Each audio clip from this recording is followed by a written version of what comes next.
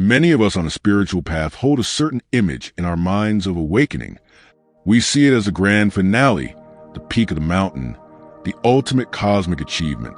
We chase it, we strive for it, we meditate for it.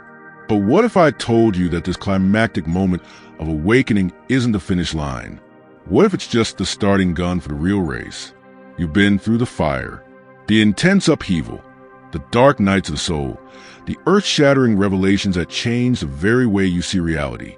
You've walked through a doorway that most people spend their entire lives looking for, often without even knowing it exists. But the journey that unfolds after you've stepped through that door is an uncharted territory. It's a mysterious, subtle, and profound second act that is seldom discussed in spiritual circles. Life on the other side of that initial awakening is profoundly different, but not always in the ways you might expect. Once the fireworks fade and the cosmic dust settles, a series of strange, unexpected, and deeply transformative experiences begin to take root. These experiences are not a sign that you're failing or losing your connection. They are the undeniable proof that your journey has entered its most crucial phase of integration. Life doesn't necessarily get simpler. It just gets incredibly real. So, let's pull back the curtain and explore the 7 strange, beautiful, and often confusing things that happen when your spiritual awakening ends and your true embodiment begins. During your awakening, life was likely a whirlwind. It was a chaotic yet exhilarating storm of signs, synchronicities, emotional purges, and constant breakthroughs. Your senses were heightened, your mind was racing to connect the dots, and every day brought a new revelation. You'd expected intensity to continue, but one of the most surprising shifts is the arrival of a deep, profound, and almost unnerving quiet. The spiritual noise, the constant seeking, fades into a gentle, resonant hum. This sudden calm can be deeply confusing. It can even feel empty, like the universe has hung up the phone. You might start to anxiously question yourself. Where did all the magic go? Am I losing my connection? Did I do something wrong? Let me reassure you, this stillness is not an absence of connection. It is the ultimate sign of its presence. It is proof of integration. Think of your awakening as a violent storm that was necessary to shake the dead leaves from your tree and water your roots. The storm was loud and dramatic, but the real growth happens in the calm, sunlit stillness that follows. Your spirit has absorbed the monumental lessons and has settled into its new, higher vibrational home. The external chaos was required to wake you up, but this sacred quiet is where your true, unshakable power is forged. You are no longer learning the exhausting art of seeking. You are mastering the graceful art of simply being in alignment. While your spirit and consciousness may have taken a quantum leap, your physical body, your dense, earthly vessel, operates on a much slower, more deliberate timeline. After the peak of your awakening, your body begins its own profound process of catching up. It must recalibrate its entire operating system to handle the high-frequency energy you now embody, and this can bring a host of strange physical and emotional sensations. You might experience sudden, inexplicable surges of vibrant, youthful energy, feeling more alive and clear than ever before. Then, just as suddenly, you could be hit by waves of bone-deep fatigue that demand you to stop and rest, even if you've done nothing to warrant it. This isn't random. This is your physical vessel literally rewriting its energetic code. You may notice spontaneous changes in your diet, suddenly developing an aversion to processed foods and instead craving clean, light, living foods. Your sleep patterns may become erratic. Perhaps you find yourself waking up between 3 and 4 a.m., a time many consider to be when the veil between worlds is thinnest. Even your appearance can change as your body purges old, dense energies. Your skin might clear up, your eyes might appear brighter, and your posture may naturally improve as you release stored trauma. On the flip side, this is a purging process. Old, dormant aches, pains, or even emotions you thought you had healed years ago may resurface for a final, definitive release. This is your body completing its detox on a cellular level. Be patient and compassionate with yourself. Your body is becoming a pure, physical reflection of your magnificent, transformed spirit. This next stage can be one of the most emotionally challenging. As your energy refines itself, you may begin to feel a strange and sometimes painful sense of disconnection from the people and places you once held dear. The conversations that once fascinated you may now feel shallow. The social gatherings you once loved might suddenly feel draining and inauthentic. This isn't because you become arrogant or judgmental. It is a direct and unavoidable consequence of your energetic shift. This is the principle of vibrational resonance. Think of it like a set of tuning forks. If you strike a C note fork, any other C note forks nearby will start to vibrate in harmony, but a G note fork will remain silent. You have fundamentally changed your tune. You are no longer operating on the same frequency as many people around you, and that can feel profoundly isolating. What feels like loneliness is actually the universe lovingly creating a sacred vacuum, clearing out space for new, deeply aligned connections to enter your life. It can be heartbreaking when lifelong friends or even close family members don't understand the new you. They might pull away, dismiss your growth, or even resent it. It's crucial to understand this isn't personal. The relationships that are meant to continue on your journey will evolve and rise to meet you, while others have served their beautiful purpose and will gently and naturally fall away. This phase carves out the space for your true soul tribe, people who resonate with you on a soul level, who see you and understand you without you needing to say a word. Remember the beginning of your journey? The world was filled with winks from the universe.